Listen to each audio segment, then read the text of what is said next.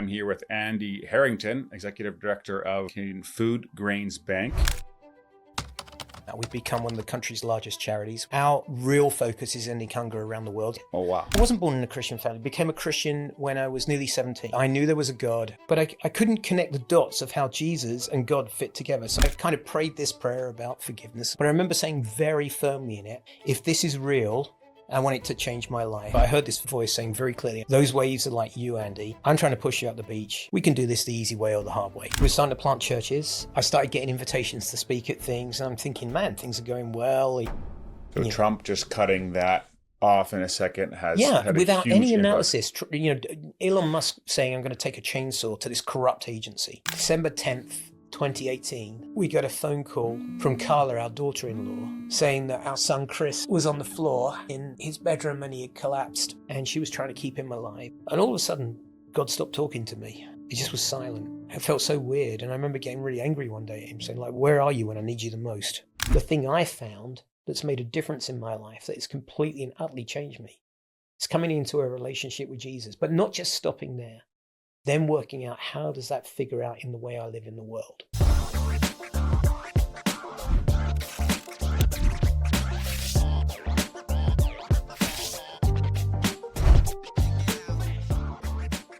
Welcome back, guys, to another episode of the Furious the Curious Show. I'm here with Andy Harrington, Executive Director of the Canadian Foodgrains Bank. Get that right? You got that right. Awesome. I got in touch with him through Jeff Phelan from Chilliwack Septic, great local company. So if you're in the local area here, you need septic done, contact him. So thanks, Jeff, for the connection here. But yeah, Andy, thanks for being here. Hey, it's great to be here, Carl. Thanks for having me. So tell me about the Canadian Foodgrains Bank. What is that? Okay, so we're an association of 15 members. So some of the country's largest faith-based aid agencies, people like MCC, ADRA, Tier Fund, World Renew, and they all come together under this one association with one single vision, and that's to end global hunger. So over the years, we've been in existence for 42 years now. We've become one of the country's largest charities. We're graded by Charitable Impact as a top 10 charity in Canada. Our real focus is ending hunger around the world. So last year we worked in 37 countries with just over 130 projects, and budget of around $70 to $80 million every year. Oh, wow. We are also the Canadian government's kind of lead agency, Canadian agency in ending hunger. So there's only two organizations they work with around emergency food assistance, food security. That's the World Food Programme, which is UN, and the Canadian Foodgrains Bank. And we've had that relationship for many, many years through different governments with Conservatives and Liberals and all the way through for decades now. So we're pretty well known around the world. Okay. And we're pretty well known in Canada. We have huge support from rural Canada. There's lots of, we were actually started by farmers coming together in the late 70s and early 80s saying, we've got excess food and people are starving around the world. There was a couple of cyclones and disasters around the world. And so they exported their food using MCC, one of our members, out to some of these countries. And it became so big, basically, that other organizations joined on. So, and we still have that, even though we don't export food anymore, we still have that kind of rural base. So we've got nearly 200 what we call growing projects around the country with thousands of farmers and their families that come together, grow food for us. We then sell that food and are able to use that money around the world to buy food for people that really need it. Okay. So it's a quite a well-known charity, not so well-known here in BC, but quite well-known sort of east of here. Yeah. So you're local here to where I live. I am. I live, even though I couldn't find your house this morning, I actually live about 10 kilometers that way up in Rideau Lake. Okay. So how did you get into this work? Like, what's your story? Oh, that's, no, I don't want to bore people here, so I'm going to try and find an easy way to do that. So I when I left university, even going back before that, when I left school, I got this really great job in the city of London. Where were you born? Because your accent's not from here. It is not from here. I'm a native New Yorker, as you can tell. That is not true. No. No, I come from England. Okay. I've been a Canadian citizen for over 20 years. We've lived here for nearly 3 decades. But I was born and raised in the UK. So I went to a decent school in England, and when I came out, I got a job working in the city of London. It was a good job. Born a Christian family? No, I wasn't born in a Christian family. Became a Christian when I was nearly 17. Okay. Totally out of the blue. I basically joined a football. I was really into soccer, like Okay. major into soccer. And the best soccer team in our town was actually based out of a church. And it had some really good looking girls in the youth group as well. So it was Christianity with sex appeal and soccer. What more could you ask for? Um, and started going there. And I was the guy in the back lobbing questions all the time and dropping the F-bomb and all the rest of it, just thinking I'm going to disrupt this place. And in fact, it disrupted me. Okay. Met Jesus in a very So your parents had nothing to do with Christianity, nothing? No, although my mum was the first person I ever led to the Lord. So Wow. not long after that. So yeah, no, we didn't have any form of Christian upbringing Okay. whatsoever. So And So, yeah. what was it in that church you became a Christian at 17? It was, what yeah. what happened? How did you? it's so I love the way this conversation's going. I really like the way you do this. You just that's a buzz point for me. So I was a questioner, and I was very keen on trying to figure out how the world worked, but had also, life hadn't been easy. My parents had got divorced, actually. I was going to a pretty decent school, but like not really particularly enjoying it, just waiting to get out of it. And really just found my way out of that was playing soccer. Hmm. I wanted to be a professional soccer player. Wasn't quite good enough. Almost made it, but wasn't quite that good. And so joining this club was the big thing for me. And in the UK, it's very different the way soccer works. We don't have like house leagues. You just have to find a club and hope someone scouts you, and then hopefully it goes through. There's no like set work pathway through. And this was a good club. They asked me to play for him. I played for him. But the deal was you had to go to the church youth group. And Okay. I was really like, why have I got to do this? All I want to do is play soccer.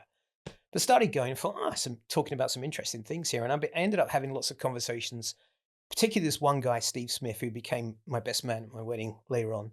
And just asking him lots of questions like, why do you believe this stuff? What is going on? And on the surface, I was saying, oh, it's all rubbish. But inside, I'm thinking, hang on a minute, this is making some kind of word sense. And I just remember finding out they were going away on a youth group retreat weekend. I thought, that sounds fun. And, oh, that person's going, who I quite like. And that person's going, and that girl's going. I definitely like her. Yeah, I'm going to go on this trip. So I went on this trip.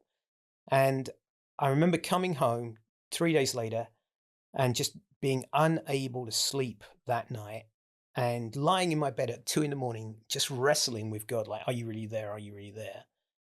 And in the end, I just thought, well, look, I'm going to do what they told us to do on this weekend. I'm going to pray this prayer, but I don't want to just use this words here. And so I kind of prayed this prayer about forgiveness and all that, not really understanding what I'm saying, but I remember saying very firmly in it, if this is real, I want it to change my life, and I want to be useful. I just remember saying I want to be useful.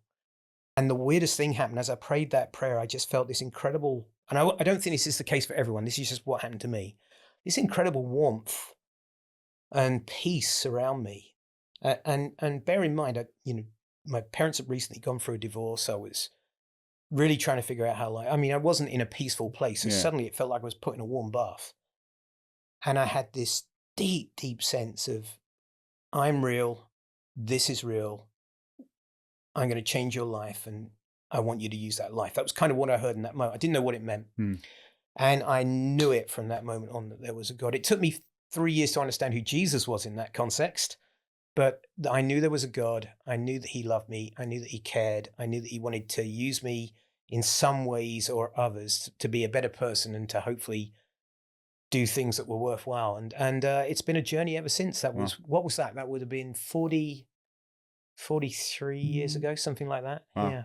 Yeah. And how did you said it took 3 years to figure out who Jesus was. What was that journey? Yeah, that's a great question, Carl. So I knew there was a God, and I knew that there was this God that loved me. So I knew that. I never really put the pieces together of how Jesus fit into that. I knew about Jesus, but I couldn't connect the dots of how Jesus and God fit together. So there I was following God in almost an Old Testament way, knowing that I was forgiven and all the rest of it, knowing that Jesus was involved in some way, but didn't really work out the cross until I had this profound evening at an event I went to in the UK called Spring Harvest, which was this kind of wide scale Christian event that would happen every year. In the UK, we have denominations, but we're not so wedded to those denominations as we are here in Canada. So like every denomination would be at this. There would be Anglicans, Baptists, Methodists, whatever it would be. And everyone was just Christians together.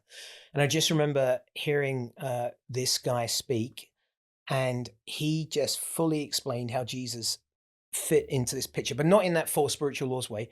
He told the story of Jesus. In fact, he told the story of the Bible right the way from the start, and then said, and this is how Jesus fits in. It was like aha, I get it. And that's when I think things really took off for me. Okay. Yeah. How did this get received at home? Well, because you said you didn't no Christian upbringing. Yeah, so no Christian upbringing. So the first 3 years, so this is the interesting part. So in those 3 years, Mum was watching me change. My mum was watching me change. My sister was watching me change. But they didn't really understand why. They knew I'd found something. They thought it was to do with the football and the youth club. They could see things were happening for me. But what actually happened after that? So that was, we were away on this, I'm hearing this story. We're away. I came home. My mum said to me, "How was your holiday, dear?" Because she thought it was on holiday. And I said to her, and then this weird thing happened, Carl, and I still don't really understand. We laugh about it now, but I just said to her, "Well, it wasn't actually a holiday." And she said, "Well, what do you mean?" And so I told her about Jesus. I just said, "This is what I went and I found this stuff out." And these words were coming out of my mouth that I didn't really understand. It was almost like someone had taken control of me, but I kind of I understood it, but it wasn't as though I was a preacher. And I just said, this is what the last 3 years has meant to me. I really understand it. And she said, "I've seen a change in you." And I said, "Well, this is why." And I told her about Jesus, and she just started sobbing. And it was a very strange thing. Bearing in mind, we'd been through a tough time as a family. Mum just started sobbing and literally said to me, "How do I have that in my life?" And now I think of what must I do to be saved and stuff, but how do I have that in my life? And so I said, I think we have to pray together now. And I've never prayed with anyone in my life. And so I just prayed this prayer, which was probably all completely theologically wrong. Yeah. But prayed this prayer and said, this is how you follow, do you want to follow Jesus? And do you want, all these things. And she prayed it, and she said, that felt very real. And I immediately rang up my youth leader, who was this wonderful guy called Phil Blackledge, who immediately got people to come and see her. And now my mum is an amazing Christian that makes a major difference in the world. And she lived here for a while. She's back in the UK now. Just loves God with all her heart and soul. Yeah. So that's how it was received at home. That's cool. So before we started recording, we were talking about how sometimes you can have people have a facade. Yeah. Everything gets, everything is together. Yeah. But that the point of Christianity is that we're broken and need totally. Jesus. It took me 10 years after becoming a Christian to really understand that. Yeah. What was how did you come to learn that? Well, I think for me, I think we all do have a facade, and I think our current world helps us to maintain that facade because we can curate our Instagram feed, or we can make life look very good. But I think the more real we are as people, the more authentic we are, the more we can see Jesus move through us. To be honest, I think I remember being in the UK and watching, this great national campaign go out. It was an evangelistic campaign, and the picture and people would put like placards in there, because they were part of this thing, placards in their wall, like a bit like political posters in the garden. Yeah. And it was all shiny, happy people, always looking smart, always looking happy. And I sat there and thought, well, most of the Christians I know aren't like that. So I think for me, it's been a journey of understanding that actually we're all broken. And we're all broken in different ways, things that have happened to us, things that we've done, things that we've experienced. And life is a journey. When we live life in, John 10:10 talks about all fullness. And I always think of life in all fullness being about putting those broken pieces back together. I have experienced great tragedy in my life in the not too distant past. And I've come to realize that life isn't meant to be happiness and roses. It's sometimes meant to be grief and pain, and that we can grow in those times sometimes more than when we're in a nice, shiny, happy people place. Yeah. Rarely do you see someone say, "I got closer to Christ after I made a whole bunch of money." Yeah, I often see people say, "I got further away." Yes, and yet right. That's the way the world is structured, right? Yeah. Make your money, get your retirement, buy your nice plot of land. That's not actually what drives us to be the good people that I think we should be. Yeah. So yeah, you're managing a budget of 70 to 80 million dollars The for budget's a bit more than that. That's our operational fund, but okay. yeah, budget. Yeah, well, this year probably about 75 to 80. Yeah, Okay. yeah. So but you didn't get there overnight. No, So you are in the UK, you're yeah, 17, 18, become a Christian. How did you end up in this line of work? yeah. Were So you in the private sector first or yeah, so I was. So I left school and I went to work in the city of London. I had a really good job at a place called Lloyd's Underwriters. I was an underwriter at Lloyd's. what is that, an underwriter? So an underwriter is someone who it's an insurance company. So Lloyd's is a big insurance. It's where insurance was invented, right? Okay. So that the whole insurance industry was invented at a little coffee house in London called the Lloyd's Coffee House. Okay. And the coffee house doesn't exist anymore, but Lloyd's is a massive global institution now. And so that would be where the really big insurance policies take place. So it would be nuclear power stations and Okay. massive conglomerates and various other things. And film stars' legs, as I found out. Okay. So I was an insurance underwriter there. So I would assess, claims and stuff and everything. Yeah. It was a very, very good job. And the career track was extremely good. But I decided for a whole bunch of reasons. In England, we have a different education system. So you finish your high school and then you can do an advanced 2 years, which is kind of a bridge thing to college. And so a lot of people just do that, and that's a pretty decent education. You get what's called A levels. And so I left after my A levels rather than going to university. But 3 years in, I thought for a whole bunch of reasons, including my then girlfriend, now wife's social life, who was at university, I wanted to go to university and get a degree. So the deal was I would get my job back, I'd get a promotion, I'd get my degree. So I went and did international relations and politics. And Why that? I had an interest in it. And also it did intersect to a degree with the world I was in the city of London. But mostly it was because I had an interest in it. But while I was there, God really got hold of me. And that would be a long story to tell, because the first year was quite hedonistic. I started playing for the university soccer team, got into the whole fun lifestyle of that, was traveling up to Manchester at weekends to see my girlfriend. And, it was a fun life. And about a year in, I just remember picking up a magazine in our kind of residence common room, and it was a Christian magazine. And obviously it had been left there as someone saying, hey, if you want to talk. And the guy was called Steve Clay, and he'd written his room number. I thought, wow, there's another Christian in this hall. I didn't know that. And I had developed a bit of a reputation for being a party animal in that hall. So I went up and I knocked on his door and I said, hi there. And he kind of went backwards because he thought, oh, okay, there's a practical joke going to be played now, or 15 people are going to storm my room, because that's the sort of thing we would do. And I said, you Steve? He said, yeah. He said, I'm Andy. You're a Christian? Yeah. I'm a Christian as well. And he looked at me and went, no, you're not. And he slammed the door. Really? Yeah, really. I'm like, what the? So I knocked again and he came out. I said, no, I am. Yeah. He said, well, mate, you really don't act like it, because you're a pain in the ass. So he shut the door again. And I went back to my room, sat on the bed, my head in my hands, and just remember saying, what have I done? Yeah. What have I done? And I went back next day and I said, can we talk? And he said, yeah, come in. And it wasn't quite a recommitment, but it was I've really messed up here. And that kind of changed my life and set me on a trajectory where I ended up leading the kind of, we have a thing called Christian unions in universities in the UK. And so which is like the church I ended up leading that in my last year. And then I ended up thinking, I think I don't want to go back to Lloyd's. I don't want to just earn money. There's more to life than this. And so I always had a bit of a bent for social justice in the midst of this. I always saw things that were wrong in the world. So I went to Where did that come from? Well, I think I was raised with that. I think my mum very much had that. Okay. I think also there's a sense of equity and fairness that I think is missing in the world at times. And I would often find myself saying, watching things on TV and stuff. And so What year would this have been? This would have been 1986. Okay. I'm an old man, right? Yeah. So I left and decided I would join an organization called Youth for Christ. Okay. And I joined them for 1 year, and I was asked to lead a team. So to do this, like Lloyd, I'm assuming at Lloyd you would have been making good money, having gone back there and stuff like that. So this was this a hard decision, or was this like something you knew pretty clearly you wanted to do? I'll tell you how the decision came about. There was a whole whack of things. So I was as I'm going through this final year at university, thinking, I don't want to go back. There's got to be more to life than this. I want to make a difference in the world. And I proposed in my last year in the vacation between before my last year at university, I ended up proposing to Helen, my wife, and she said yes, which was amazing.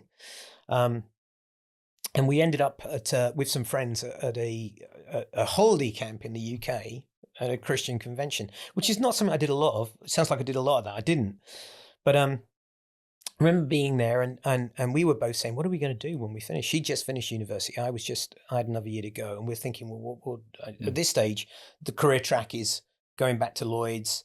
She's going to be a teacher. Life is looking pretty solid, and I just remember thinking, no, I'm not sure I want to do this.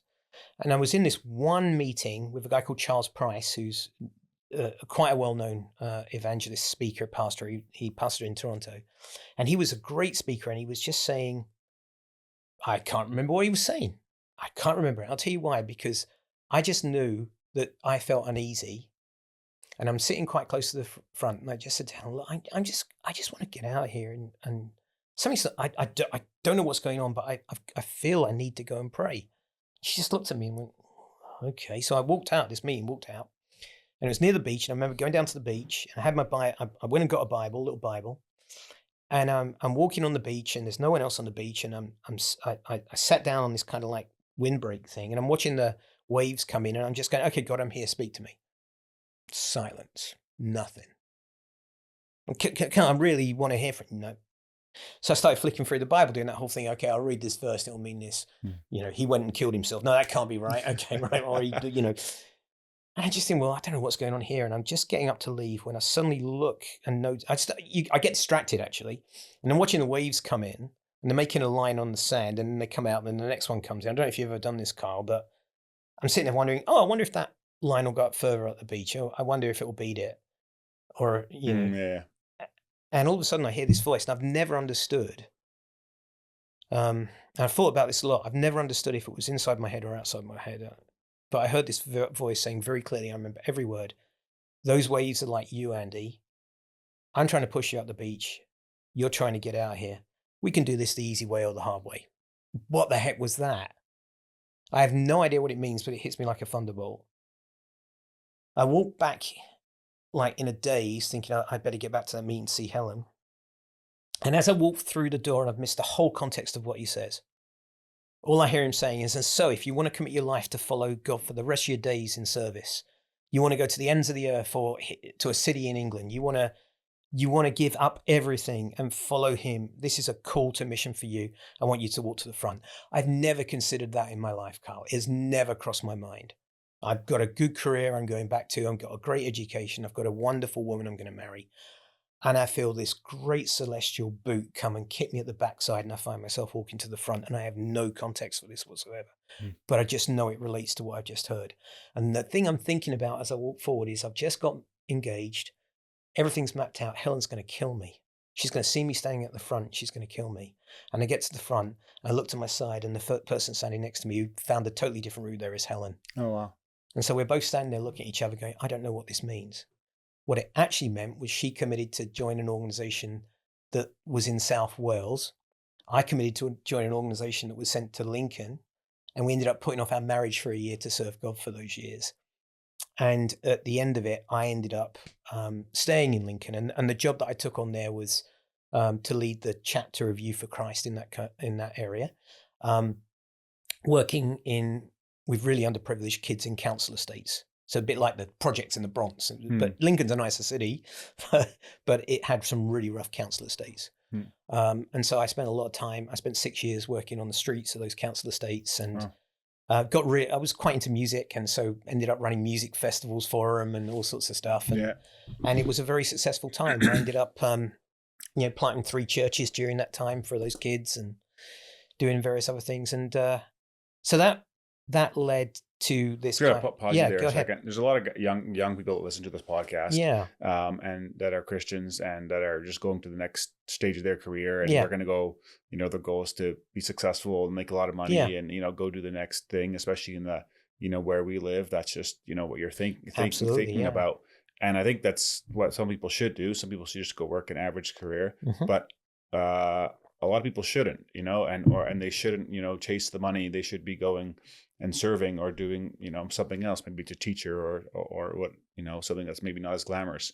What would your advice be to someone in that position that's trying to, figure out what, God wants for them out of their life, and they're not everyone's going to hear a voice, Yeah. or have this, message like you had. And so Yeah. what's some practical things? And as we go through this conversation, there's a few things that make it clear of why I needed to hear that voice in a moment. But I think to answer your question, I think the most important thing is, what does God want for you?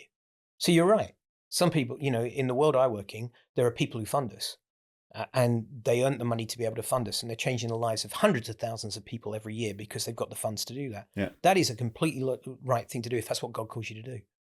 There are other people, we have lost, our partners have lost over 6 or 7 staff.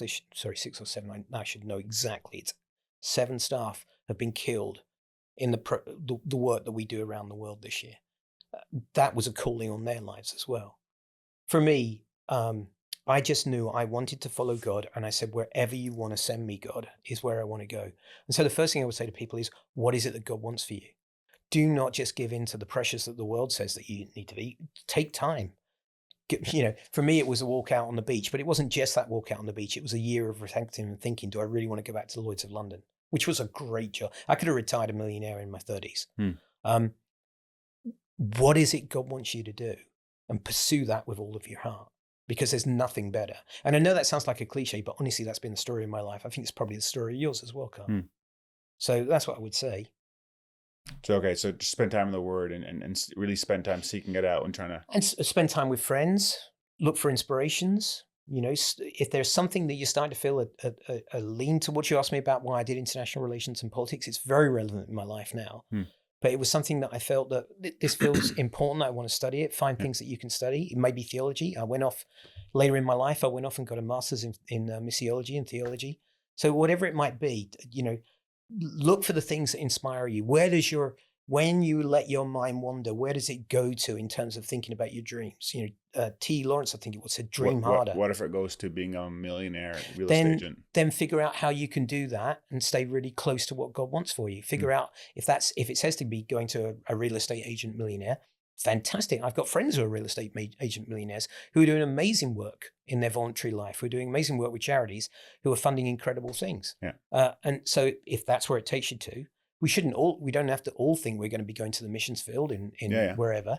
That may be what God has got a calling for you. We're all different parts of the body, but whatever it is, make sure God's at the center of it. All right. Don't get distracted by the things that the world says is really good. Don't curate your Instagram life. What is it that God wants you to do in the field that you're in? And knowing it probably will have suffering in it regardless. Always. It's life. You mentioned that your mom became a Christian. Yeah. Where was your dad in all of this?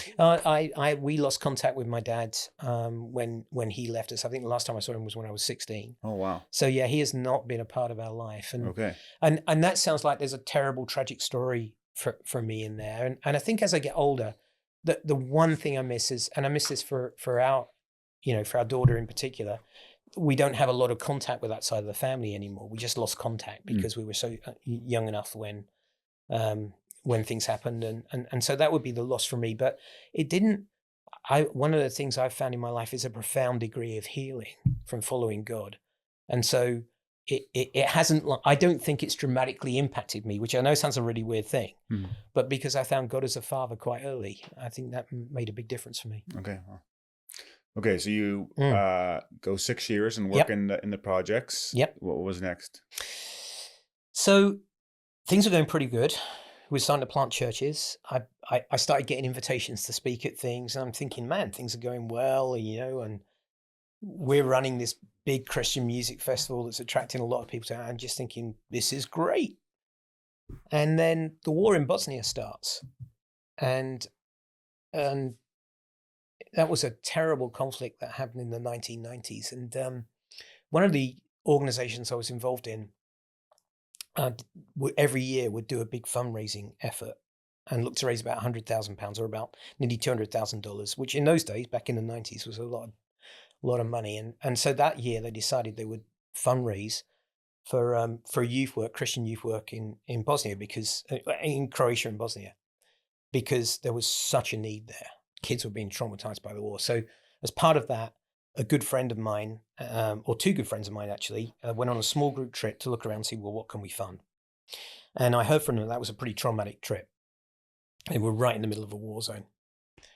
And they came back, and we were just getting together to look at this. How do we do the fundraising at this big event? And Lowell, my friend, just said, "Can I have a word with you? Helen's at this event as well. She was on the U team for it." And I remember him taking us up these stairs. We were in a church. There's like 100 of us meeting in this church as we're planning this big event. He took us up these stairs to a little corner room. He said, "Well, have a look at this picture." And he held up a picture of it's actually quite a famous picture now, of a dad in a coach with his hand against the window and his wife holding up his young son, probably 2 years, 3 years old, putting his hand against the window. And that guy was being taken off to a camp where he was probably not going to return from. This was the equivalent of the Nazi camps. He was being ethnically cleansed. I had a son about that age, Chris. And Lowell said to us, we did this trip. We're going to raise this money. But people said to us, what we really, really, really need is someone who can teach us how to do youth work, because we've got all these traumatized kids. There's only 14 evangelical churches in Croatia and Bosnia at the time. They've got no way to cope. They have no idea what to do. So thank you for the money, but would you send someone? And so Lowell said, we prayed and we think it's you. I went, what? Because at that time, the things we were seeing on our TV would be the equivalent of what we're seeing in Gaza and all the places there. I mean, it was crazy bad. Yeah. And we had just had another year. We had a 3-month-old daughter, a 4-year-old boy. And he said, well, yeah, we want you to move out there, live there for at least 2 years, and train up a generation of youth leaders. And we said, we thought about it, but we came back and said no. We couldn't, life was going pretty well for us. We were very engaged in some really exciting things, great plans, and we've got 2 young kids. How can we move to a war zone? So he said, oh, okay. And for 6 months, I would watch the TV, and every night there'd been pictures of the latest bombing or the kids being killed or Srebrenica or whatever happened. And I'd sit there and think, man, someone should do something about this, as I eat my pizza watching the TV. And I would hear God say, yeah, and I did ask you. And it lasted for 6 months, and I couldn't last any longer. And so I went back to my friend and said, are you going out again? He said, yeah, I'm going out in 10 days. Can I come with you? Yeah, absolutely. So I went and had the most really profound time of my life. And, I won't go into the whole details of what happened in that 8-day trip, but I got shot at, I got sniped at, just saw incredibly traumatic things and experienced vicarious trauma from the people who'd really seen traumatic things. And everywhere I went, they took me to meet young people. And so I just remember being in a place called Mostar, which at the time the BBC called the most dangerous city in the world. And we'd had to do a whole zigzag run through Sniper Alley and everything. And I was just with these kids saying, you're going to come and help us, And I didn't know what to say. So anyway, managed to get home, eventually got home. And that in itself was a story. I ended up being caught up in a curfew and trying to get out of Mostar with machine gunners going off. It was just insane, Carl. Yeah. And eventually got home. Mostar was the capital city of... Sarajevo was the capital city, but Mostar was the place. So the two places that really got attacked a lot were Mostar and Sarajevo. Okay. Mostar was kind of a bowl in the middle of it's a beautiful area, mountains all the way around it. The Croats had 2/3 of the city. The Bosnian had 1/3 of the city, and the Serbs were all around, and everybody was just shooting each other all the time. Yeah. I mean, at night, it was like a fireworks show. I just remember coming home and Chris coming and sitting on my lap and going, hello, Daddy. And Helen looking at me and me just looking at Helen and me then looking at Chris. And I just remember saying to Helen, the kids, the children, oh my God, the children. And I didn't speak for another 3 days. I was so traumatized. Just sat in my room. And at the end of it, I said to her, I think God wants us to go, but I can't make you go to something like that. And she said, well, I better go and see it then. So we did. We went out, had an amazing experience, and a few crazy things happened on that trip. And at the end, Helen said, I think we need to be here as well. So we moved out there for nearly 2 years. Had an incredible experience. I would say it was one of wildest, most adventurous, awful but wonderful experiences of my life. Helen would say it was the worst experience of her life because she's got 2 kids. We didn't have cell phones. We couldn't get anything, we had to go to Italy to get some decent food. And the way I had to do my job was I had to go in location to meet with these kids. So I would often be driving right to the front line, and I would get in the car from this little place that we lived in that we thought was a safe place. I would leave Helen on her own for 2 weeks in a country where we were suspected of being Serbian spies. No friends, no, very little. Well, we did have some great support. We had a great friend who came with us, Amanda, who was looking after our kids and was part of the youth team as well. And we worked with some local people. We had some good friends in Rijeka near where we were. But then I would get in the car, leave her on her own. She would not see me until I came back in the car, but she knew I was going to the war zone. And I was literally, there were nights where I remember one night being thrown out of my bed by a mortar shell landing so close. What was your relationship with God at this time? Pretty strong. Okay, yeah. Like seriously, you're in a situation like that, I could almost feel him driving in the car with me.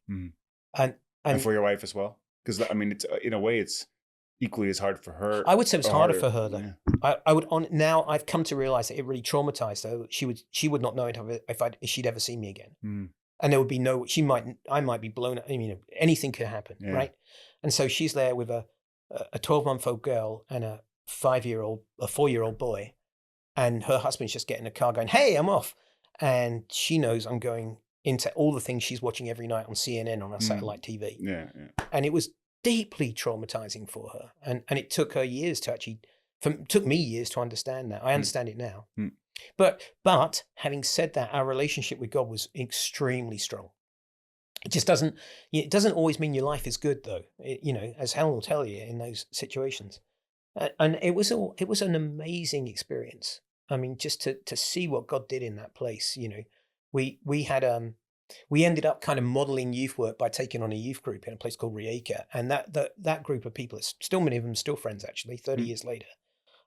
Just incredible young people who went on to do incredible things in their lives, including missionary work and heading up Youth for Christ across Croatia, taking over from me. And but really amazing moments of God inspiring us to do incredible things. And but also living in a tough place. We had a time when someone tried to put a bomb in my car. We had, numerous things happen. We got evacuated. There was one day we heard this thunderstorm in the night, and we found out it wasn't a thunderstorm. It was an artillery barrage coming down there where we lived. And we had some friends staying. My best friend in the world, Wes, was staying with us at the time. And he woke up and went, "What is that?" We put on the BBC World Service to hear that there was a major attack going on right near us. And them saying all British citizens should leave in this area. And the exact area was where we were 25 miles away from it. And it was coming our way. Yeah.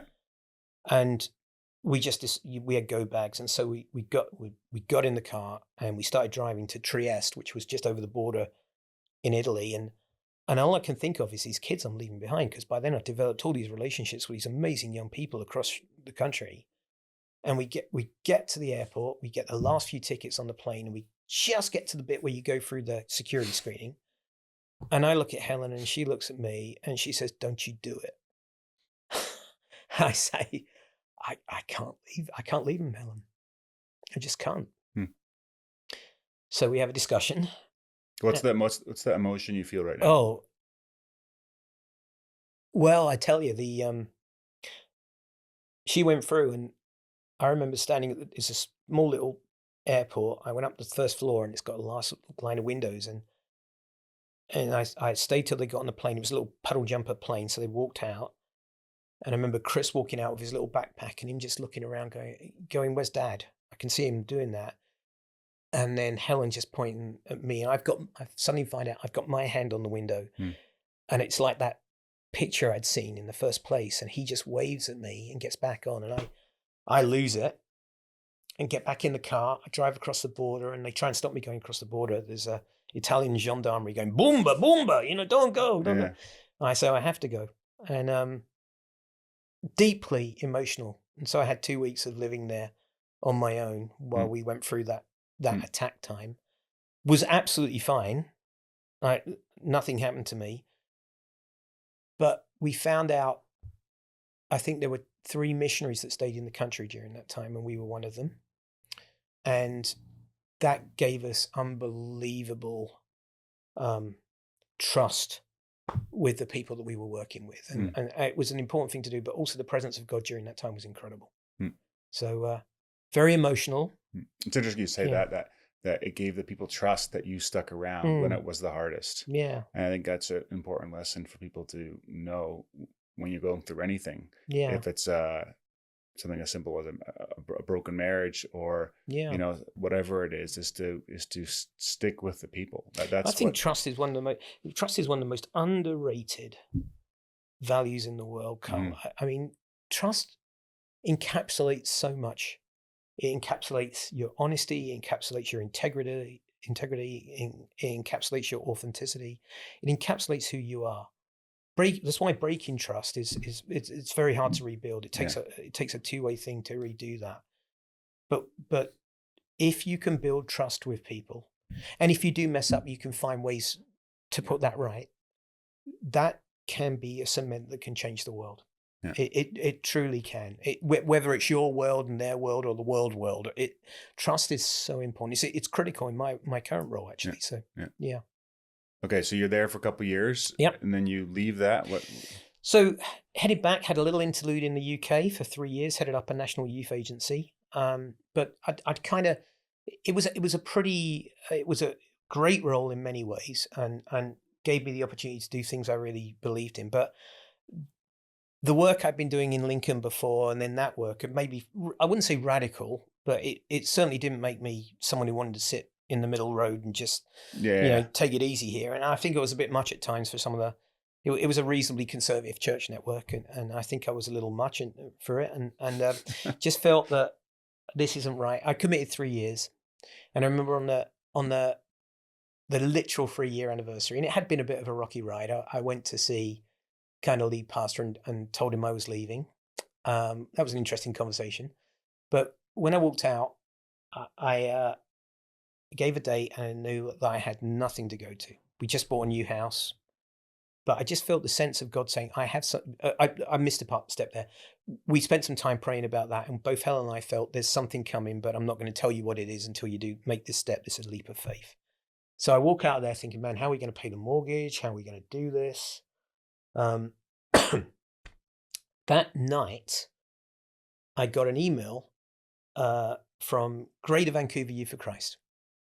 And they had emailed me about 5 months before this saying, hey, we've heard about you. If you ever had a desire to move out here, we're looking for an executive director and you fit the profile. And I'd emailed back saying, I got a job, thanks very much. I found out later that email had got lost in their system, and it was sitting in their system unopened. So they contacted me that day saying, hey, we never heard from you and we haven't been able to find anyone. Yeah. 4 hours after that, I got a phone call from Seattle Youth for Christ saying, hey, if you ever felt like moving out this way, we've got a job out here we think you'd be good for. And so within 4 hours, on the same day I've walked out there going, I get these calls from within 100 miles in North America. What the heck is this? And Helen and I were alert enough to God to think something's going on here. And we had some phone calls, and basically, to cut a long story short, within 3 weeks, we were on a plane. We went to Seattle, and were treated like a king and queen, offered a major job. Helen was also offered a major job. There was no fundraising. It was telephone number figures, American salaries. And we just thought, well, this is great. And then we came up to Vancouver, and people who later became some of our best friends in the world forgot we were coming. We were marooned at a hotel that didn't have a booking for us. We were left for 3 days on our own trying to think of it, figure our ways out. And it was a bit of I won't go into all the details, but it was a crazy trip. And I just remember at the end of it, 7 days in, looking at this organization that clearly was great, but had many, many, many issues. Thinking, well, it's obvious we're going to Seattle, and I remember lying on I could see it really well. Because they had it all together, or because Seattle had it all together, but Vancouver didn't. Vancouver didn't. They were doing amazing things, but a whole bunch of stuff had happened. It's a long story, but that I won't go into. But a lot of reasons why they couldn't find an executive director in Canada. But just incredible people doing incredible things. But I remember lying on the bed in the hotel room. Helen's sitting about where you're sitting. And we're going through these things that happened over the last 7 days, and just laughing about how crazy it had been, and looking forward to going to to Seattle and the life we're going to have, when I suddenly just get hit by this sense of God saying, you can laugh as much as you like, but you're coming here. Hmm. And Helen's still laughing. I stopped and I sat up and I looked at her and she went, oh no, not again. She literally said, are you serious? She knew what I was going to say. Yeah. I think we got to come here. She prayed about it again. She felt it was right. And so we came. That was 1999. We had 13 years, which were some of the best years of our life working with that organization. Still some of my best friends in the world. What, in a nutshell, what does that organization do? So Youth for Christ is a youth agency that's a global youth agency. I'd worked for Youth for Christ in the UK. It's evangelistic and discipleship based. Does an awful lot of social justice work as well. Does a lot of work with churches. So it's a Christian parachurch organization. Although I don't love the word parachurch, I think it's just the church. And Youth for Christ here in Vancouver, I don't know if it's still the case, but we were the largest chapter in the world. And it was doing amazing work. Like? Youth clubs all over the place. Some work on the downtown east side with homeless people. Art therapy clubs. A lot of work with churches discipling their kids. A lot of what, we had a double-decker bus that was going out on the streets meeting people. We had a number of youth clubs around that were meeting people. A lot of work in schools, breakfast clubs, all sorts of things. Anything, any way to reach kids. It was founded by Billy Graham. Okay. And its long-term strapline is geared to the times, anchored to the rock, which is like a 1940s thing that I still feel works pretty well, actually, in a strange way. Loved working for them. But we grew it in an interesting way. It when I came on, there was a lot of debt. We cleared the debt thanks to the work of God and some amazing donors. And it then grew in a really interesting way. And one of the ways in which it grew. How does a charity have debt? Well, I guess church can have debt. It wasn't debt in the fact that we had no money in the bank, but we had borrowed from the people before me had borrowed from different pots. So the debt wasn't the sense that we had our overall figures were red lines. It was that we had all these pots of money that were supposed to be reserved, and to keep things flowing, they'd taken from here and taken from there, and it'd been done legally. It wasn't like this money's only given for this purpose. There was the potential to do it, but it was reserved for all these things. Understood. And when I came on, what they decided to do was to load all the debt onto the central administration fund. So I came on with a $500,000 deficit to clear, which no one actually told me about when I took the job. By the way, I found that out afterwards. That was exciting. That was a good day, and wonderful donors came and helped us do that. But as we moved forward, we started to do some really interesting stuff in terms of new ways to model discipleship. And I was writing a master's at the time in missiology, and I ended up saying, okay, let's examine our organization as a typology of youth work around the world. We're an evangelistic organization, so let's look at how effective we are. And so I came up with this kind of metric along with some researchers to say, look, and the metric was, okay, we have a lot of people, according to all the numbers, there's a lot of people making commitments to follow Jesus. Let's find out how good we are at discipling. We took an arbitrary line that said, let's look at how many people, make a commitment to follow Christ for our work, which we knew was a lot, it was big work, thousands a year. And then the next arbitrary line was, how many are in any form of Christian community 1 year later? Because discipleship is part of being in community. It didn't necessarily need to be a church. It could be a home study group. It could be. And the figure we came up, what do you think the figure we came up with? If you were to say, 5%. 5%. 1.42. Wow. 1.42%. Wow. Of all the people that we were putting out on these stats, look at how effective we are. I knew it was bad because you see it in the church even. Yeah. Like a majority of churches I find are pushing for people to become believers. Yeah. And once they're believers, it's just like you've crossed the line, you're done, right? Yeah, that's the start. Yeah, and exactly. And I think, I think there's been a lot of moves since then. I wrote that in 2001. But that was a profound moment for me and for the leadership of our organization to say, what are we doing here? And so we really began to think through, okay, how do we disciple? How do we help people become Christians? And we came up with some really quite interesting ways of doing that. maybe what is your definition of discipleship? Because I find even in Christian circles, people hear that word and Yeah. it doesn't even actually register what that means. Are you going deeper in your journey with Jesus? I mean, I think we use these phrases like evangelism and discipleship, and we have very legalistic views on what they look like. The question for me is, where's your journey with Jesus? We're all either moving towards God or towards Jesus or away from Jesus. Yeah, So we're never stagnant. no, right? You're never stagnant. So we're moving towards Jesus or we're moving away from Jesus. Mm-hmm. Where is your journey with Jesus? And sometimes in a discipleship journey, part of it is actually moving away from Jesus. So there have been times when I have thought that, okay, I've got lots of doubts here, or something's going on, or had a traumatic experience in my life or whatever. And so you draw back. That doesn't necessarily mean you're a bad disciple. It's part of the overall journey. It's the overall trajectory over a life. Mm-hmm. So it's where are you in your journey with Jesus? And what is happening that is allowing you to grow? And that can be a painful thing. It might even feel like you're shrinking, but overall, what is happening to allow you to grow? And so with that in mind, we started thinking through some really interesting ways of helping people grow in their journey with Jesus. So we started thinking about planting churches, which was like, you can't plant churches. I mean, we've got loads of churches. Yeah, but the churches aren't meeting the needs of these kids who are so completely alienated from the average church that we have. So we started thinking about things like that. And this is in Canada. This is in Canada. A good friend of mine who worked with us, another English guy called Phil Can, developed a program called the Quest program, which was a great program. And it ended up, I mean, I don't know how many hundreds, Phil would know, but hundreds of thousands of kids went through this program, which was kind of it was sort of like a Youth Alpha before Youth Alpha existed. But, you know, we shot it around the world, or rather he and his team shot it around the world. We used that as a tool.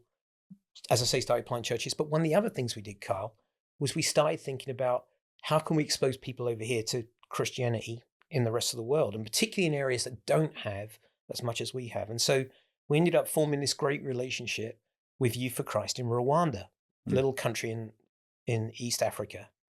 And we ended up taking a lot of the kids that we worked with out to Rwanda to experience what Christianity was like in this country. That was mind-blowing for people. Absolutely mind-blowing. They weren't traditional mission trips. We would say to them, we're going to work with Rwandan young people and they're going to be in charge. You're going to serve them. Then we're not going out there to do, tell them how to be Christians. Yeah. They're brilliant Christians. They're going to teach us. That project we called it the Elevation Project. It still exists. That was profound for everyone, but it was particularly profound for me, actually. Okay. And so I ended up, it became a big deal. We would take trips out every year, and we also started funding some of the programs there. We helped build a school. We worked with people that had been widowed by the genocide. I should say, for those who don't know, Rwanda, like Bosnia, which went through a genocide that I lived through, Rwanda had recently gone through a genocide where 1 million people were killed in 3 months. And I'd like to say a bit more about how that relates to my work in a minute, if that's okay. Okay. Yeah. We'll bookmark that. Yeah. So it was to go into that country and to meet these people who'd been through that, who'd lost parents, who'd lost families, who'd lost husbands and wives, was profound for everyone, particularly profound for me. And at this stage, YFC is in a very healthy place.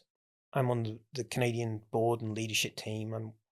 There's all sorts of things opening up for me, but I just found myself being drawn more and more over here to this incredible work. And as part of that, I came across a group called the Wellspring Foundation for Education, which had been planted by a couple of young students out of Trinity Western. It's based in Langley, here in BC. And their job was, they really felt they wanted to show how to create excellent education in Rwanda. And this really interested me. And so we started doing some joint projects. We would ship out containers to the school we were building. They were building a school. So we joined together and shipped a big container and stuff, and became friends with them. And they asked me to go on their board. So I went on their board. And then one fateful day, Richard Taylor, who's a good friend of mine now, who was this young guy who'd started, he was running the Canadian operation. Jeff Coleman was running the Rwandan one. Asked me to go for a coffee with him. And he said, look, here we are. We're 2 young guys. This thing's growing. We are probably at a place where we need to bring in someone with a bit more experience. Would you consider quitting everything and coming to work for us and being the CEO? So I said, what, you want me to quit my job and come be the CEO of two founders, which is a disaster waiting to happen. Yeah. So wait, And you were working for... so I'm the CEO, I'm the executive director at Greater Vancouver Youth Crest. I've been there 13 years. And you were asked to quit to go work for who? I was for the Wellspring Foundation, which Okay. is this small, tiny startup Okay. that's doing incredible work, punching way above its weight in reforming education in Rwanda. Yeah. I was also on a decent salary by this stage, and been doing this a long time. And they didn't even have an office. There's 4 staff in Canada.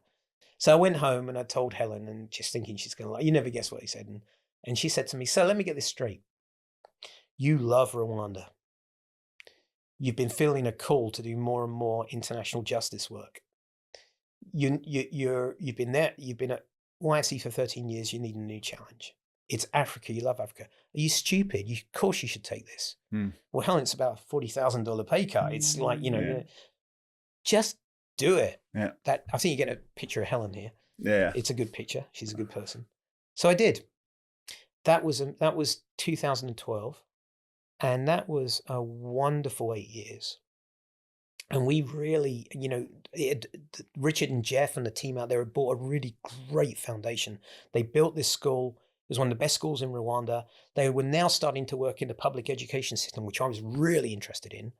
And so for 8 years, we developed these incredible programs to really change the way education works in Rwanda. And it really came to a lot of attention. We ended up working, we were part of the UN development, the Sustainable Development Goals. We worked on Goal 4 and developed some incredibly innovative programs that were taken and used around in other places as well.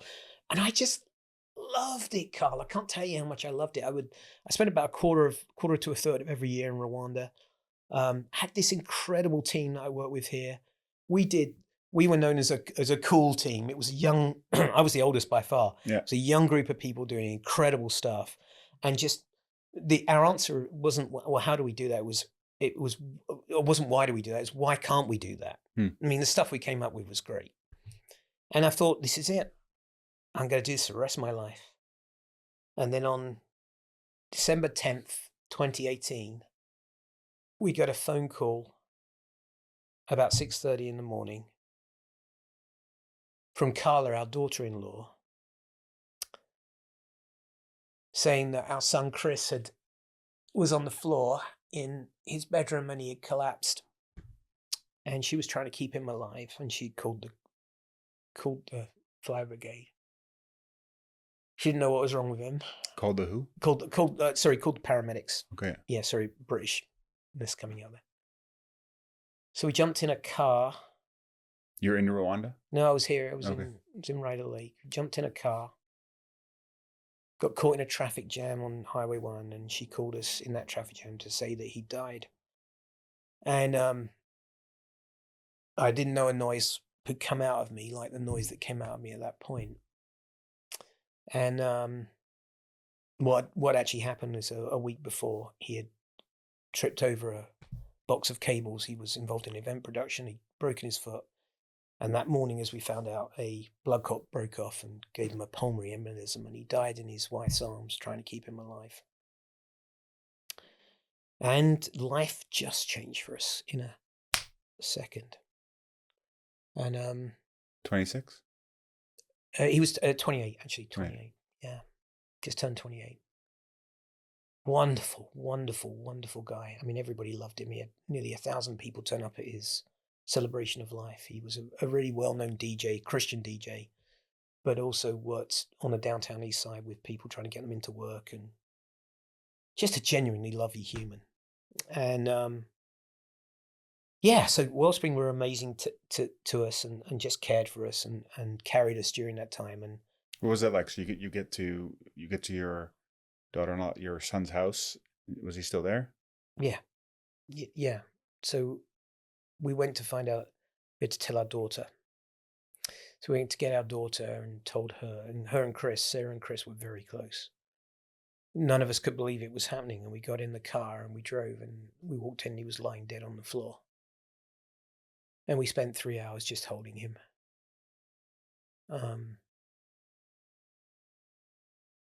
Just telling him how much we loved him and just not believing what we were seeing. and coroners came and they took him away, and that was it.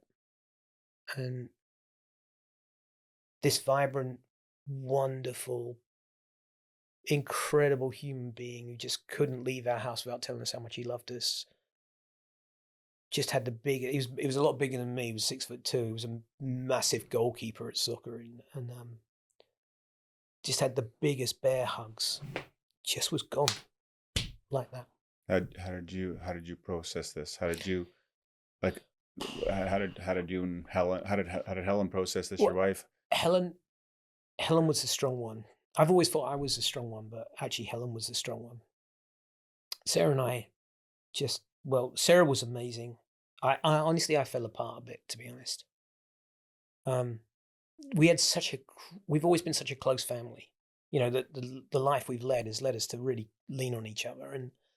And I think for me, I just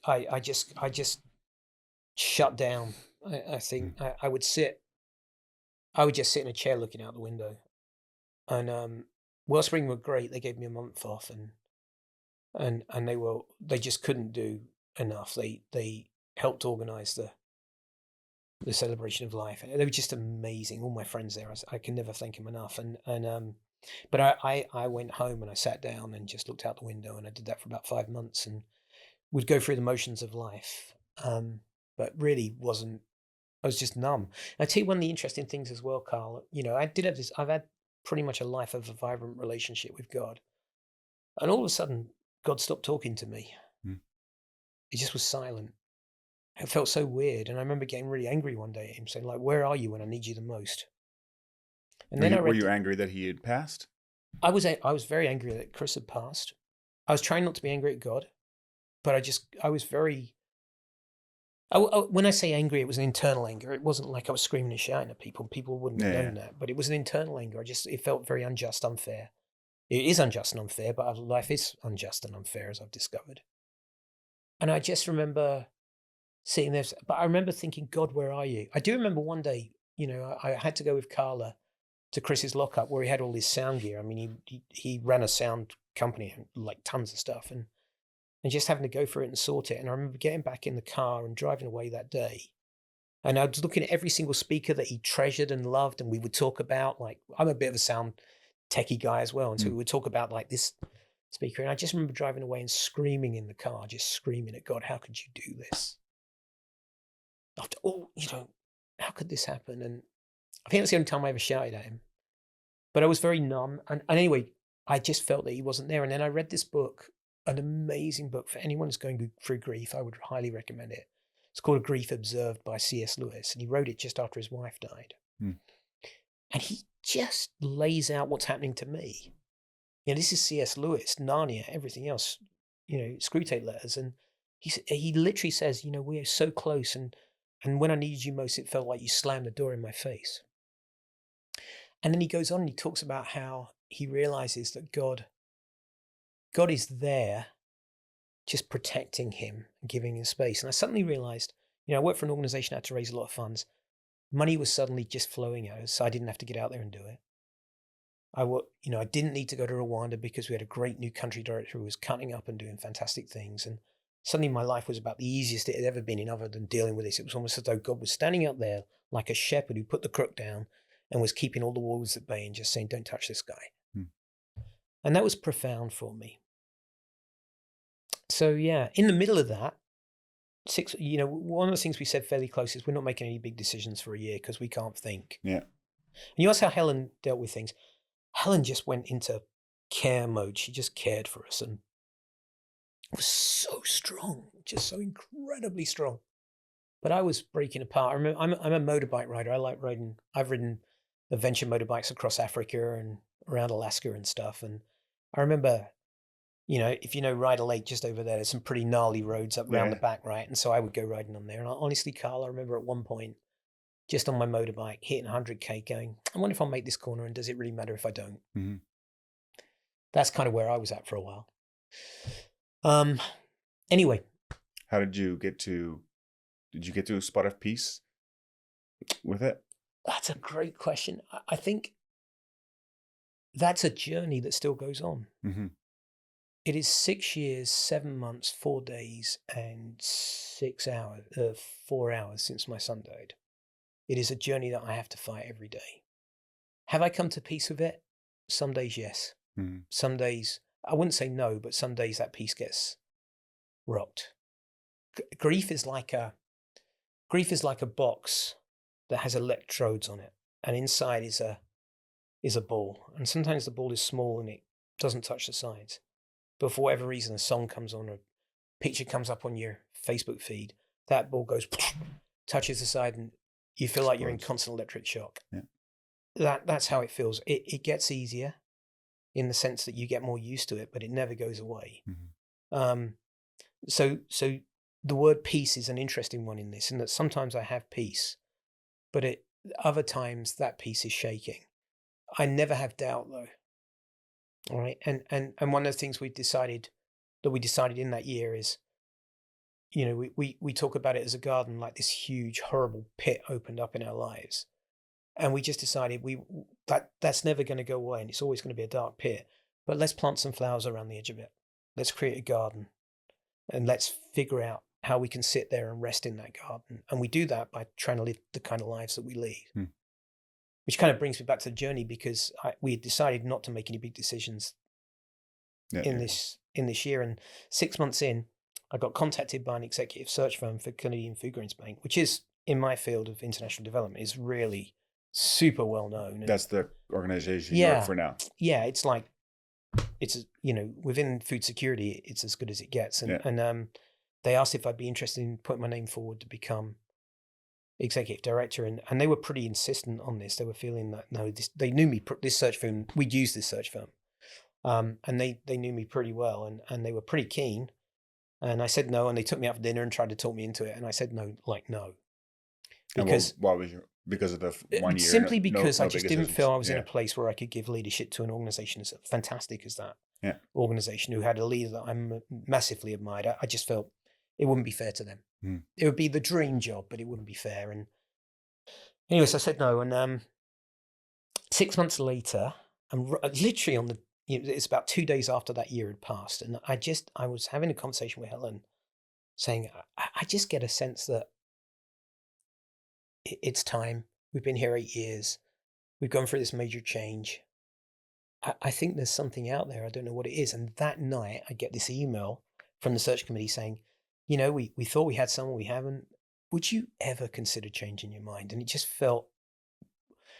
just reminded me of that time when we started getting those emails and phone calls about, coming out here and like, what's going on. And so ended up having some meetings, ended up saying I put my name in, and ended up becoming the executive director of this incredible organization. In 2019 then? Yeah, that was 2020 actually. 2020. And so interesting year to do it. Yeah. Yeah, right. Took it on. Right. So I actually said I would become, I gave my notice, said I would become the ED, and COVID comes. And so they were very good, because I didn't feel I could leave Wellspring. They allowed me to stay on an extra 3 months to get Wellspring set up. Yeah. And then I took over. So my first 2 years were in COVID, and the headquarters is in Winnipeg. A lot of our work is in Ottawa or around the world. And so I was working remotely. And so for the first 2 months of 2 years, other than the few trips when they relaxed the things, I was doing it all from my basement up in Rhoda Lake. Nice. So, okay. Which is probably good too. Yeah. Well, that was kind of nice being in my basement in Rhoda Lake, but also incredibly hard. Yeah, fair enough. Yeah. Big organization. Yeah, very big organization. Big work around the world. I want to go back to Chris.